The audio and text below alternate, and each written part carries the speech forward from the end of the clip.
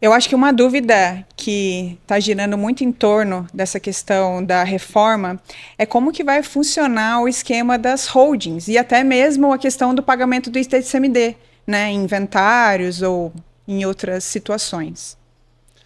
Pois é, está se falando que a estruturação em holding acabou, mas não acabou ainda.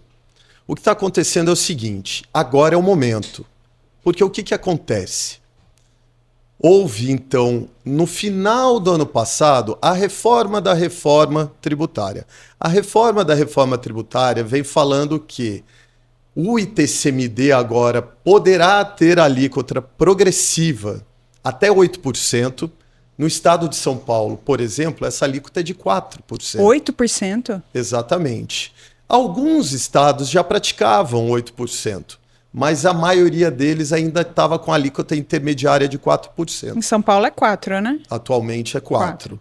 Só que estamos exatamente no momento em que o estado de São Paulo vai ratificar essa lei federal, mediante projeto de lei. E a gente não sabe exatamente o que vai ser votado. Pode ser votado simplesmente a manutenção da progressividade até 4%, ou então pode ser uma progressividade até 8%.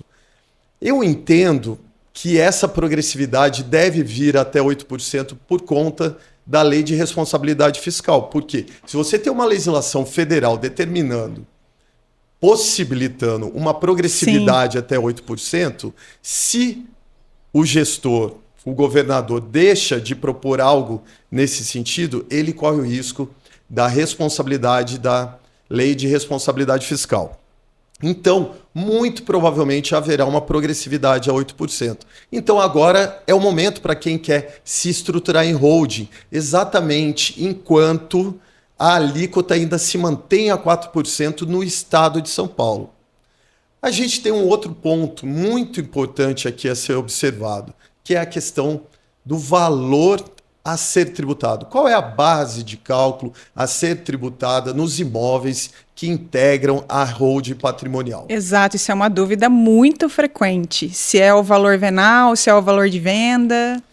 Até então, era possível integralizar o imóvel pelo valor historicamente constante na declaração do imposto de renda. Sim. Só que essa mesma legislação que alterou a estrutura do ITCMD, ela trouxe que agora tem que ser respeitado o valor de mercado dos bens. Como o fisco não tem o valor de mercado de cada imóvel, ele vai recorrer ao valor venal dos imóveis. E aonde que ele vai buscar o valor dos imóveis? Ele vai buscar o valor dos imóveis no cadastro de imóveis brasileiro. O que é isso? É um programa, uma plataforma instituída pelo governo federal, aonde os municípios têm até o final desse ano para completar essa plataforma, inserindo os dados um a um dos imóveis de cada município. Então o governo ele vai ter essa visão geral a partir de 2027 do valor venal de todos os imóveis. Então a hora de se estruturar em holding é exatamente agora, para fugir da atualização do CIB e enquanto os estados ainda não ratificaram a legislação do ITCMD para progressividade até 8% e se valer da alíquota atual de 4% e, enfim, alíquotas inferiores em alguns outros estados. Mas então, na prática, isso vai aumentar muito, porque tendo essa questão do valor venal a ser informado pelos municípios, vai de fato aumentar o valor venal dos imóveis, e aí a gente pode ter, além do aumento do valor venal, essa progressão do imposto, certo? E isso dentro da holding, ele consegue aproveitar esse imposto ainda que está até 4%, é isso? O momento de se estruturar em holding, pensando em economia tributária, a janela é É 2026, sem agora. dúvida nenhuma. Entendi.